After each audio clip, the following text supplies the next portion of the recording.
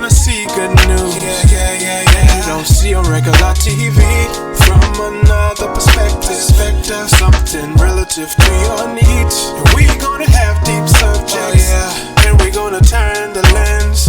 And there's no topic we won't skip. So please don't miss weekly.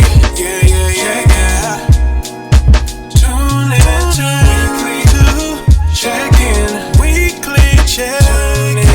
Weekly check-in. Weekly check-in. Tune in to weekly. Tune in. Check-in. Weekly check-in.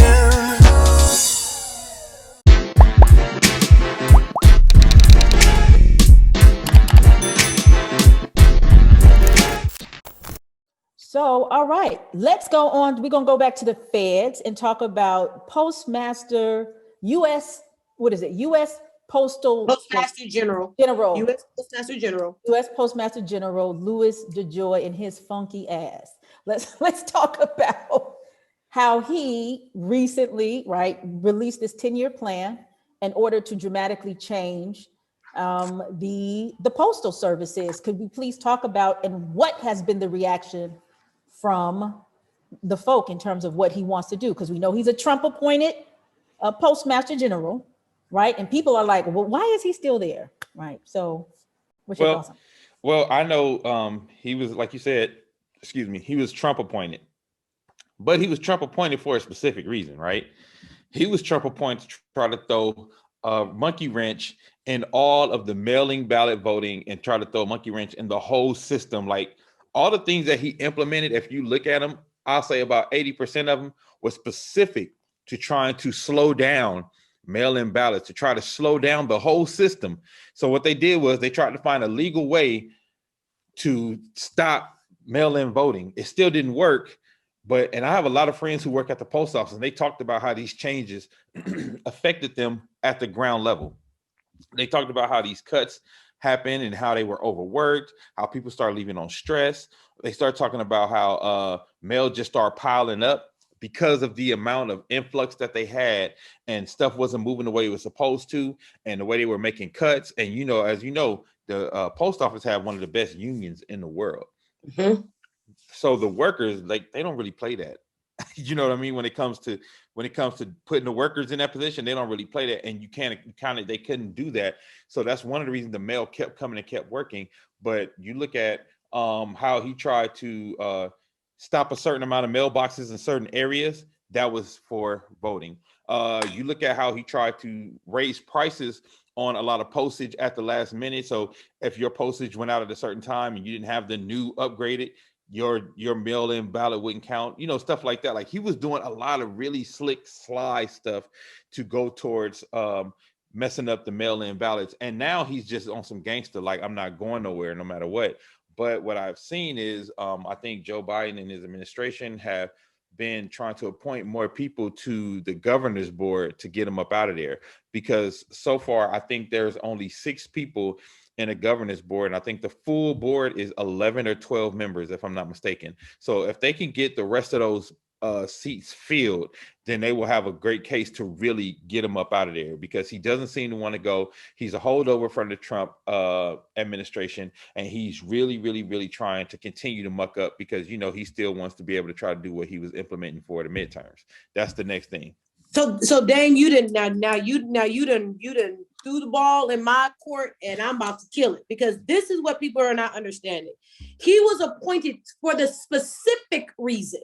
Because if you go back and look when he was appointed in 2020. He was appointed for the specific reason of stopping the election. He was appointed for the specific reason. And if you look at his history of collapsing organizations or collapsing businesses, he knows exactly how to go in and collapse an organization, right? Because what he specializes in is priming a business that can be sold. That's what he does. He gets a business in a place where it's primed to be sold. Now, the problem is, and this is why I have a problem with businessmen inside of the federal government. The problem is that the objection of the objection of business, or the ultimate object of business, is to make all this money. That's not the objective of the federal government, and it's not the objection of the object of the department. Of the post office. If you think back, very far back, the post office was one of the most powerful positions to be in inside the president's cabinet. Before we had a DHS, or a DHMS as we like to call it, before we had a Department of Homeland Security, before we even had what we now call the Department of Defense, right? Because it was called the Department of War. Before any of that, we had a Postmaster General. The Postmaster General of the United States was one of the most powerful positions. Why? Because they were the only person that had a monopoly on sending messages. Before we could talk on the phone, before we could text, before there was a television, the way that you communicated was written through letters that you would then send by the post office. And so the post office plays a huge role in the connectivity of the country. And they understand that. That is larger than anything, the connectivity of the nation. Now, many people say, well, now we have FedEx, or now we have USPS. Now we have UPS. Well, let me explain something to you. UPS is founded based upon the USPS model, which is why, if you ever notice, you can pick up your UPS packages at a USPS center, because the federal government gave UPS money to see if they could modernize their system. They needed a smaller blueprint to do it in, right? Which is why UPS exists. They have like Dave just said, USPS has a strong union, just like UPS has a strong union, right? Because they were backed and formed around the federal government. So when we're having this conversation, to me, this is larger than just this one particular Postmaster General. To me, this is an attack on democracy. This is an attack on democracy and the democratic process, because I want to then break down your ways to communicate. Because think about it this way: if the cell phone goes down, if the television goes down, if the Wi-Fi goes down, all of us can still write what we want to write and then send it in a letter, USPS, and have the trust that it's going to get there, right? If all the technology is gone, right? We talked about this before, Kaya, that currency, right, is going to be for small people, and that Bitcoin is going to be the way that, or Bitcoin is going to be the currency for poor people, and that really, that the currency is going to be, the paper is going to really be controlled by those that are rich. It's the same way when we're talking about this communication. Whatever's not written on a piece of paper that you have full access and control to send to the next person through a service, you're at the whim of whoever can get inside of your computer, who can stop whatever messages you're sending. So for me, this is a larger, longer plan. When we think about Republicans and we think about their obsession with privatizing the United States Postal Service, every time you've seen they've gotten to a smaller blueprint. DeJoy is talking about eliminating the post office as we know it.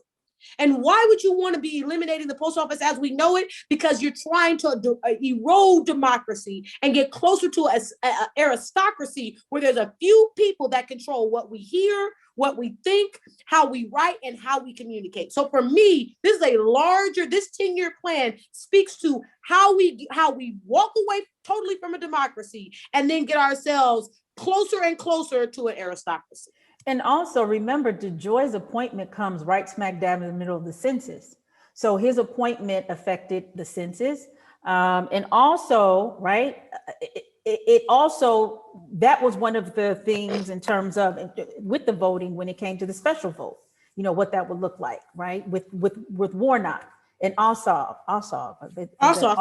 Yeah, Ossoff.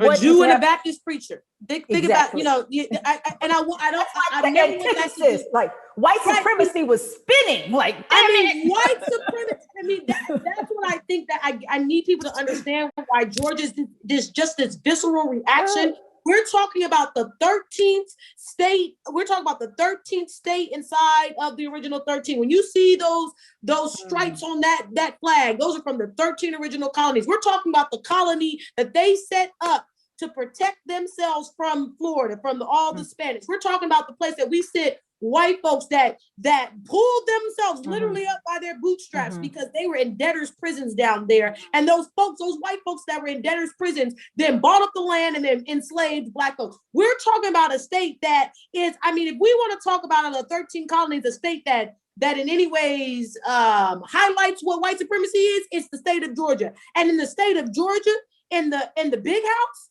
we have a Negro and a Jew. Oh no, we got to change every system we can change, because if that's possible, there's everything that we need to do. And to Dave's point about the midterms, remember, Warnock he won in a special election. He has to be reelected in 2022. And they are doing everything in their power to make sure that is impossible.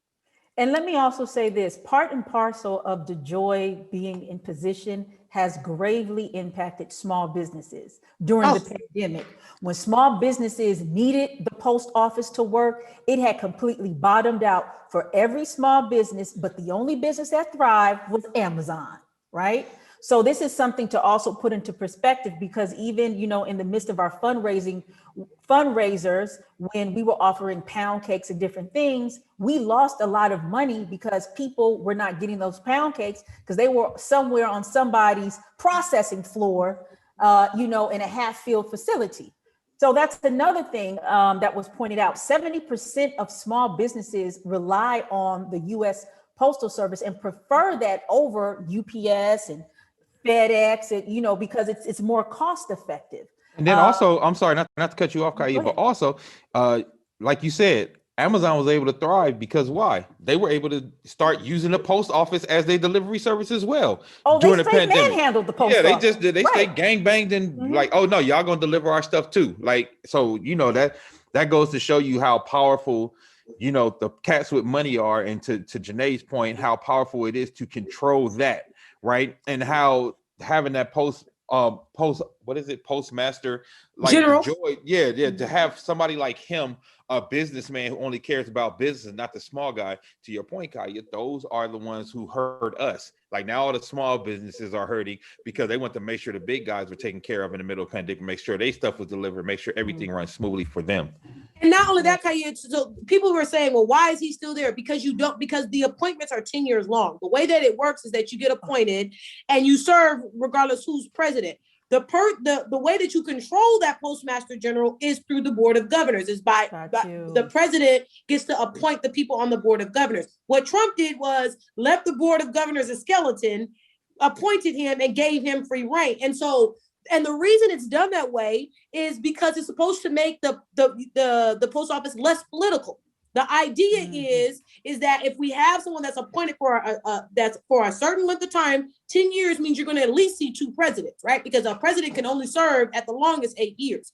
So you're going to see at least, two presidents. And so if you see at least two presidents, then it's supposed to depoliticize the situation. But what does Trump do and to subvert that? He to Dame's point, to help his big business friends out, keeps the Board of Governors at a skeleton crew, and then let DeJoy run the show. And so that is exactly what it's about. It's about them getting richer, and then that and the fact that we live in a democratic society and that not seen to be acceptable, right? That's not acceptable to be able to do that.